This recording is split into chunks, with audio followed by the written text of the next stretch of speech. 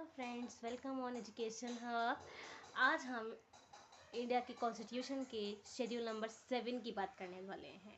India का constitution schedule 7 जो है वो सब्जेक्ट्स के ऊपर है कि जो सब्जेक्ट किस सब्जेक्ट्स के ऊपर कौन लॉ बना सकता है। तो 3 लिस्ट है इसमें, यूनियन, स्टेट, कॉन्करेंट।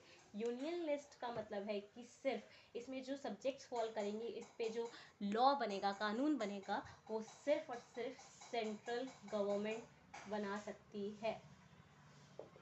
एंड जो स्टेट लिस्ट के अंदर फॉलो करेगा उसमें स्टेट गवर्नमेंट बना सकती है। एंड कॉन्करेंट का मतलब है ऐसा जिसमें कि ऐसे सब्जेक्ट जिसपे कि दोनों मिलकर बनाएंगे, जिसमें कि सेंट्रल प्लस स्टेट दोनों मिलकर बनाएंगे। तो और एक और होता है जिसको हम कहते हैं रेजिडुई पावर के बारे में मैं आपको बाद में बताऊंगी। पहले हम ये देखते हैं कि किस लिस्ट के अंदर कौन से सब्जेक्ट्स जो होते हैं वो फॉल करते हैं।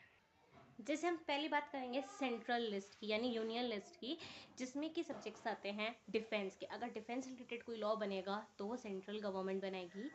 एटॉमिक एनर्जी हो गई, फॉरेन अफेयर्स हो गए, यानी कि बाहर के अगर कोई भी मतलब बातचीत करके जो भी ट्रेड वगैरह कर रहे हैं उससे रिलेटेड कोई भी जो कानून बनाएगा वो आपका यूनियन लिस्ट के अंदर आएगा।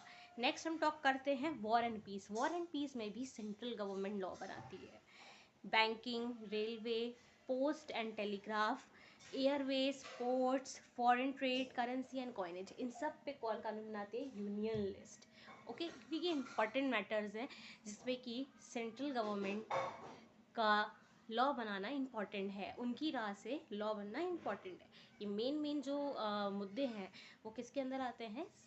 यूनियन लिस्ट के अंदर। Next we talk about state list. State list में आपका एग्रीकल्चर पे आ जाएगा। अगर हमें कोई कृषि से रिलेटेड कानून बनाना है तो वो स्टेट लिस्ट के अंदर आएगा।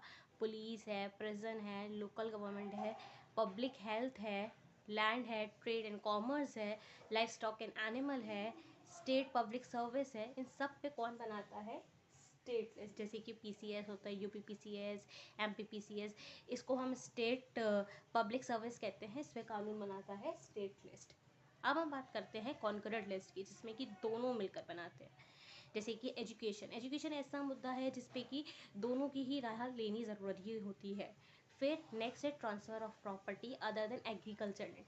ऐसी प्रॉपर्टीज़ जो एग्रीकल्चर लैंड के अलावा है, क्योंकि एग्रीकल्चर वाला तो स्टेट में शामिल है।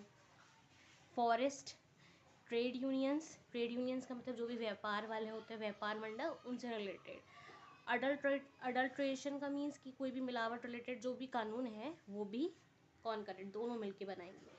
एंड नेक्स्ट है अडॉप्शन एंड सक्सेशन।